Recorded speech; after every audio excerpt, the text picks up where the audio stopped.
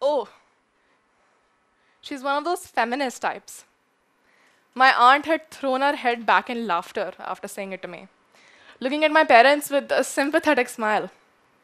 Everyone else nodded their heads without a second thought, as if she had just said something ordinary and futile. But I recognized her tone, the tone of a thinly veiled insult that she had used when she thrust the accusation upon me.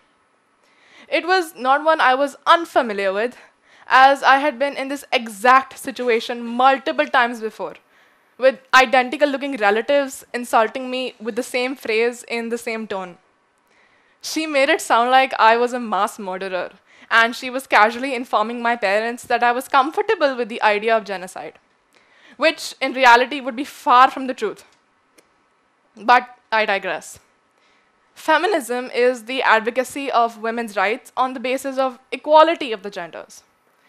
Notice how it does not mean superiority of one gender over the other, rather simply a sense of equality between the two of them.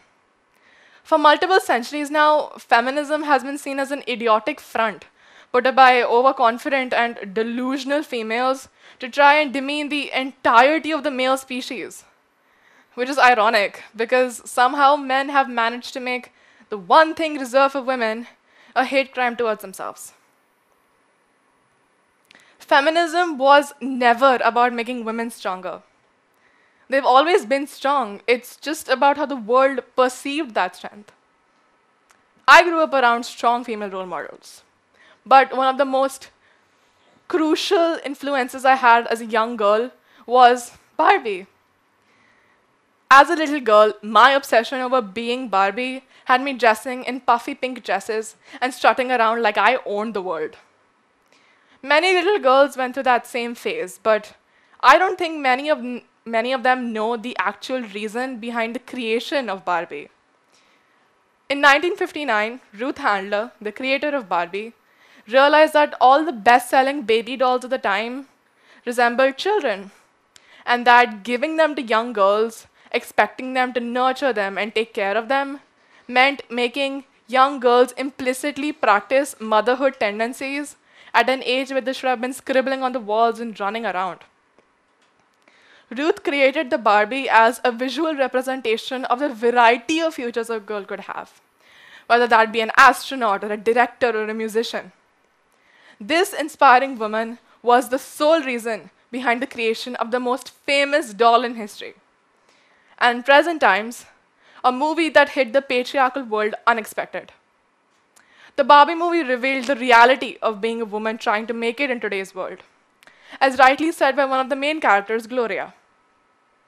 You have to never get old, never be rude, never show off, never be selfish, never fall down, never fail, and never get out of line. It's too hard. It's too contradictory, and nobody gives you a medal or says thank you. And it turns out, in fact, that not only are you doing everything wrong, but also everything's your fault. Part of the reason I ended up as such a raging feminist was the realization of the internalized misogyny in my day-to-day life. To give you all a very simple and blatant example, I would request you to execute a short exercise with me. Close your eyes and imagine a cricket match. It's World Cup season, and our team has made it to the semi-finals. We're up for batting. The other team's bowler swings, and our batter hits us a sixer that wins us the whole game. The entire country that had been glued to their televisions in anticipation rejoices, and fireworks burst everywhere. Now open your eyes. I want to ask you a question, and I want you to be completely honest to yourself about your answers, because I'm hoping it sparks a moment of realization within you. How many of you imagined a women's cricket team?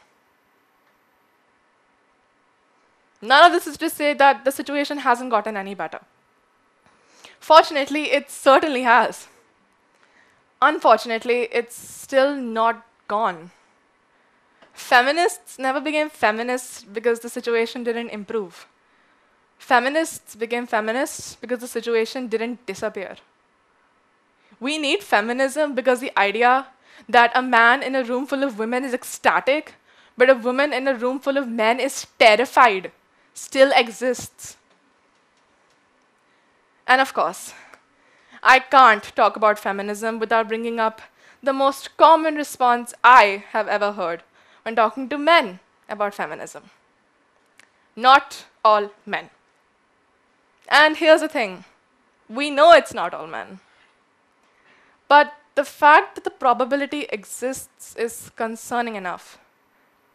Tell me, if I gave you a bowl of 10 chocolates, and one of them was poisoned, and I went, hey, eat one, would you have not been the least bit hesitant or fearful?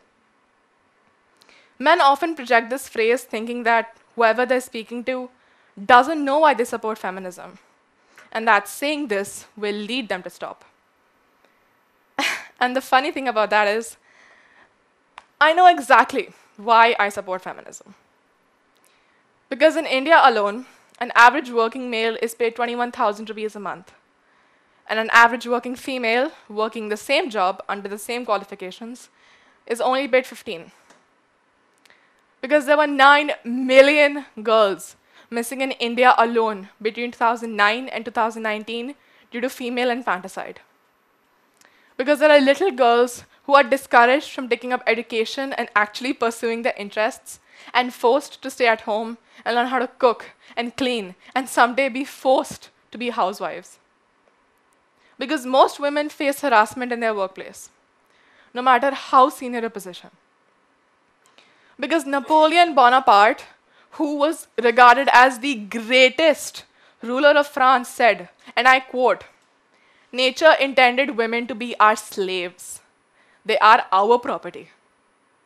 And because not more than a few years ago, Hillary Clinton was interrupted during a presidential speech by male hecklers in the crowd yelling things such as, "Iron my shirt." Because I, as a female, can't walk into an establishment without feeling unsafe. Because we, as women, can't feel comfortable in our own bodies because society's standards for the ideal feminine look keep changing. And because boys were never told to change their clothes because some sort of older man was coming over, or taught at the age of 10 that they were going to go through bodily and hormonal changes and they had to start being wary of the boys. And most importantly, because there are still fathers out there who tell their daughters that it's all men. Because it's not all men, but it's almost always men. And I get it. You must all be under the impression that I can speak in such detail about this topic because I'm a teenager. I've lived through it.